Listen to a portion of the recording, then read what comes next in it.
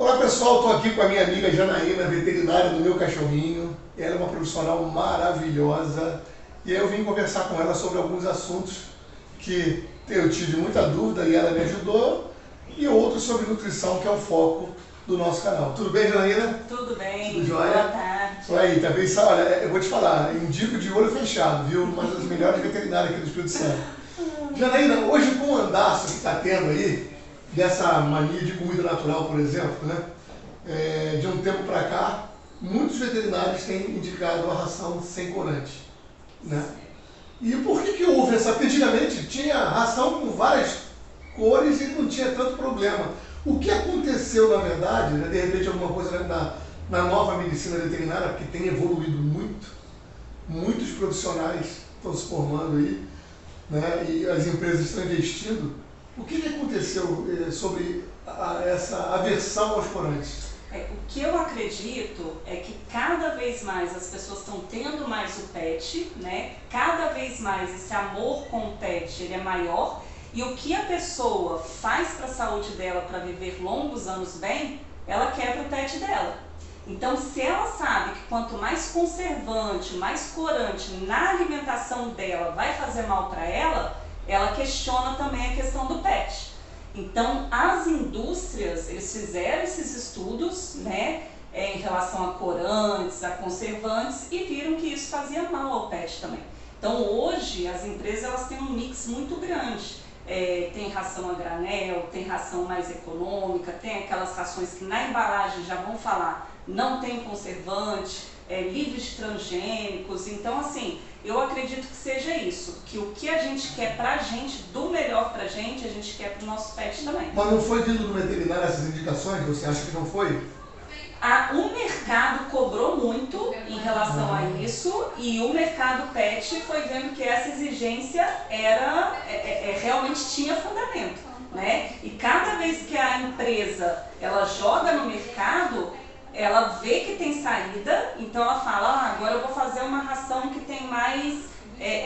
tanto é que nas embalagens elas vêm muitas fotos, né? Fotos de verduras, legumes, Sim. Aquelas carnes nobres, então aquilo chama a atenção do cliente e ele quer aquele melhor pro cão também. Então eu acho que foi uma casadinha aí, tanto o mercado pet viu que era melhor, os veterinários viram que era melhor, e a pessoa na prateleira, ela também quer o mais natural pro seu cão. E os corantes, existem corante artificial, como você está falando, e os corantes naturais também fazem o mesmo mal que o artificial? O artificial faz mais mal, né? Mas a gente tende assim, a ter a menos corante possível e os naturais. Os naturais não tem problema, então, no caso? Na minha opinião, não. Sim, por exemplo, tem uma ração lá que ela é vermelhinha e ela é corante de beterraba, né? É a Bong, até de uma parceira minha lá da FBO. E aí as pessoas muitas das vezes têm uma aversão a comprar essa ração, e apesar dela ser muito palatável, né? Ela tem esse corante de beterraba. Então, esse corante de beterraba, então, geralmente... Se ele for natural, não tem aí problema não nenhum. teria problema. É claro que assim, cada indivíduo ele tem que ser separadamente estudado. Sim. Isso é no geral, os corantes naturais eles fazem menos mal do que os corantes artificiais, com certeza. Outra coisa que eu aprendi com você também é a respeito do tamanho dos gimbals, né, dos pelletzinhos da embalagem. Na embalagem não, na ração. Muita gente, elas não dão ração grande porque o cachorro tem preguiça de mastigar, né? Na minha opinião, pelo que eu já estudei, né, isso é um pouco de erro, porque o animal, eu acredito que sem a mastigação não há uma boa digestão. O que você fala de forma, eu queria que você falasse para as pessoas que estão assistindo a gente, a importância da mastigação, até porque na maioria das rações de boa qualidade tem o hexametafosfato de sódio, né? E qual é a importância de se dar um pellet, um gimbal adequado para o tamanho do cachorro? É isso aí. Hoje, no mercado, a gente tem os grãos, os minis, os pequenos, os médios e os grandes e até mesmo os gigantes.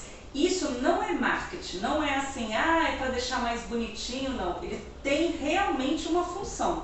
Aquele cão que é de médio a grande porte, ele tem que mastigar um pellet que é feito para ele, que é grão grande.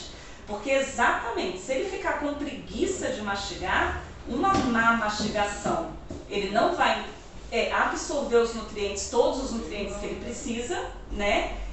A questão do músculo, né, do masseter aqui, ele também trabalha muito na mastigação, então ele não desenvolve. Aquele cão que é grande e come um pellet pequeno, ele vai simplesmente aspirar, vai comer aquele grão assim inteiro.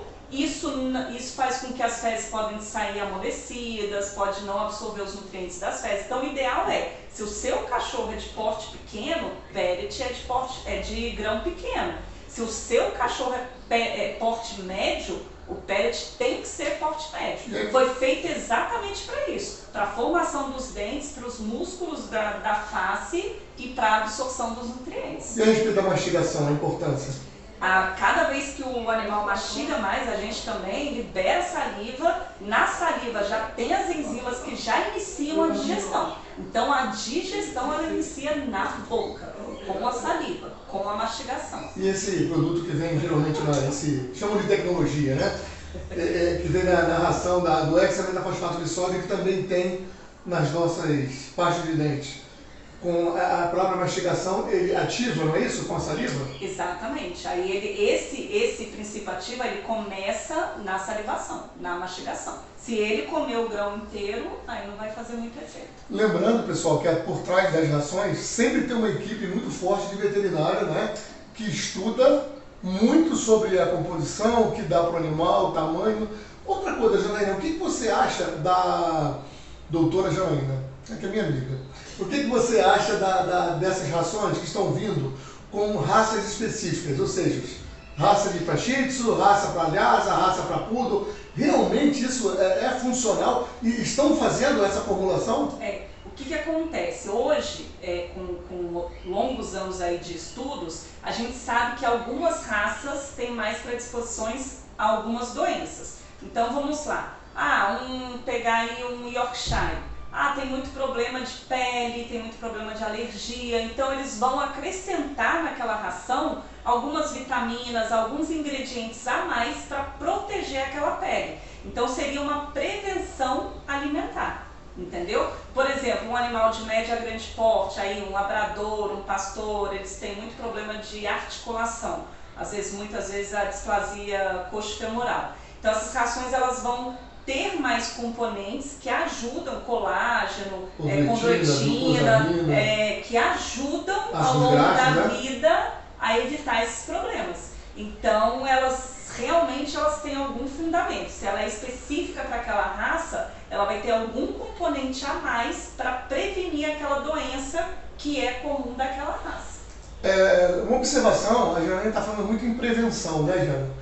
A prevenção, ela começa na alimentação do animal lá embaixo, lá quando é filhote. Exatamente. Né? E aí se ele for comer uma comida, uma ração que é rica, né, em glucosamina, condroitina, ácidos graxos, ômega 3 e 6, uma hora não tem problema, igual a gente, né? A gente vai ficar velho, vai ter problema de saúde, né? Mas a tendência... Se puder postergar isso aí, melhor. Exatamente isso. Essa postergação vai ser feita, ele vai vir a dar problema muito mais perto do final da vida dele. Ou seja, é uma economia que você faz agora na ração, mas quando chega lá na frente, né, que não dá uma alimentação adequada... Exatamente. Né? A alimentação é um investimento. É um investimento, né? Então, assim, é o que a gente come. Então, o alimento ele é essencial para você saber como que aquele pet vai passar ao longo do tempo, né, em relação a problemas de saúde. Outra coisa que eu verifico muito é que eu vejo que tem gente que dá ração de filhote para adulto, né, enfim, não respeita isso. Isso deve ser respeitado, né? Qual é a diferença? Claro que você não consegue falar tudo porque é muita diferença, mas que você poderia pontuar para a gente sobre a diferença da ração de filhote, a ração para adulto, a ração para sênior, né? Não é isso? Sim. E ainda assim, muita gente também usa a ração de filhote para amamentação. Isso é legal? Isso é bacana? É indicado por vocês? O que acontece? A gente tem 3 fases de vida. O filhote, ele está com metabolismo acelerado, então ele precisa de mais nutriente, mais vitamina, para aquele curto período de tempo ele se desenvolver. Então são umas rações que a gente chama de mais fortes. elas têm mais nutrientes, têm mais proteína, porque aquele filhote vai consumir aquilo para ele se desenvolver. Parece fósforo também na formação dos músculos, exatamente, né? Ossos, isso aí, cálcio, né? Mais cálcio.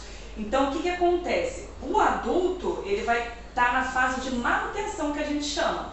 Então, o filhote está se desenvolvendo, ele precisa de mais. O adulto está na fase de manutenção, então tem um equilíbrio daquele nível de proteína, de vitaminas. E o idoso, teoricamente, não é que ele perde, mas ele não vai precisar disso tudo, porque ele já não consegue absorver isso tudo. Então ela vai ser uma ração com um pouquinho menos de proteína, porque o rim dele já não é aquilo tudo que não consegue processar tudo, né? Exatamente. Mas vai ter algumas vitaminas a mais que o idoso tem carência.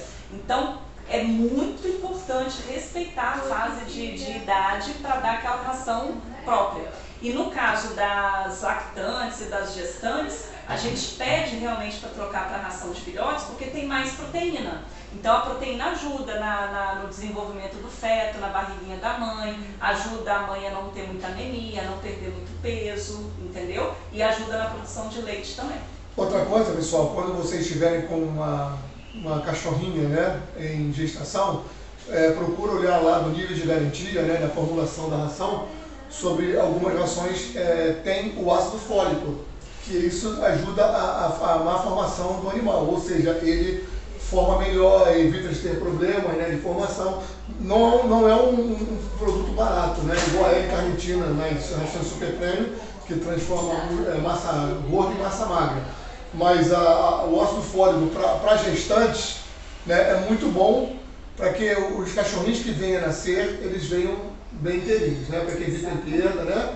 Até para a mãe também. Para a mãe também, né? Para a mãe também é importante. Mas o ácido fólico também é bom para a mãe? Em que sentido? O ácido fólico, ele entra na formação, na maturação das células do sangue, na parte da série vermelha, né, da anemia. Sim, não sabia disso. Então, para a mãe também a suplementação de ácido fólico nesse período da gestação é super importante, porque senão ela tira do organismo dela para dar para os filhotes. Então ela precisa ser suplementada também. E as rações, sobre as rações que estão vindo hipoalergênica, né? Hoje uma ração hipoalergênica, né, que são para algumas raças ou alguns indivíduos, né, lembrando bem, indivíduos, como você falou, que cada um tem um caso, né? Elas não têm algumas proteínas. Hoje, se não me engano, se estiver errado, que você me conserte, por favor, a proteína que geralmente traz mais problema de alergia é a de frango, né? A gente tem, talvez, pela maioria das rações serem de formulação de frango e boi, a gente tem mais essa incidência, né? Às vezes, quando a gente faz o teste intradérmico, alimentar ou de sangue mesmo, a gente vê a questão da carne de frango em primeiro lugar e a de boi também. Mas, na verdade, quando a gente vai tratar esse paciente, o que a gente conversa do que foi a vida toda dele, a alimentação, a gente tenta dar uma proteína que ele nunca tenha comido. E aí acabam sendo as proteínas assim, as mais... aí a gente pede pro tutor ir lá comprar coelho, rã. E aí essas rações, elas vieram para ajudar esses clientes. E tem ração de coelho já para animal? Pra não, eu digo assim, aí as rações hipoalergênicas, elas vieram para ajudar. Sim. Né, você faz uma complementação, no caso seria uma suplementação de uma proteína. Não, na verdade, assim, a questão, a gente pode fazer uma restrição alimentar de uma proteína sem usar uma ração, só para ver se o cachorro ele é alérgico ou não. Então, se você fez o teste, viu que ele é alérgico a frango e a boi, a gente pede para o tutor dar uma carne de coelho, uma carne de rã, para ver se ele fica bem. Suíno também é bom, né? Suíno também. Só que assim, isso sempre em acompanhamento com o nutrólogo, veterinário, porque não é simplesmente dar a carne, porque senão ele vai ficar com carência de outros minerais, outras vitaminas. Então, assim, já a ração não. A ração, ela já é completa. Então, se o cão comer uma ração hipoalergênica, ele não vai precisar ser suplementado. E essas rações hipoalergênicas, ou elas são realmente de proteínas de pato, proteínas totalmente tem alguns que nem tem, na verdade, só tem hidrolisado. Eu discuti com ou ela vai ser hidrolisada. E eu não sabia, eu estava com um zootecnista, né, um conhecido meu, bem bacana, um rapaz. Ele falou comigo que hidrolisado não é proteína. Eu não sabia disso. Porque para mim, hidrolisado de frango hidrolisado de fígado de frango é proteína. E segundo ele falou que não é proteína. Eu falei, ué, não é proteína hidrolisada? Mas como ele é zootecnista, eu não vou discutir. Zootecnista, pessoal, para quem não sabe, são os profissionais que não precisam ser veterinários, mas são, vamos chamar de quase nutricionista, né? Porque os veterinários podem fazer uma pós-graduação em nutrição, né? Mas são eles que formulam a ração do boi, do cachorro, da ovelha, do frango, né? E aí ele falou para mim que não era, eu fiquei assim meio preocupado, mas já que ele falou, eu não falei nada. Outra coisa, a ração light. O que eu tenho visto é que as pessoas têm falado, feito muito usando ração light, inclusive já chegaram a mim, tem ração para cachorro castrado? Só que eu nunca ouvi falar.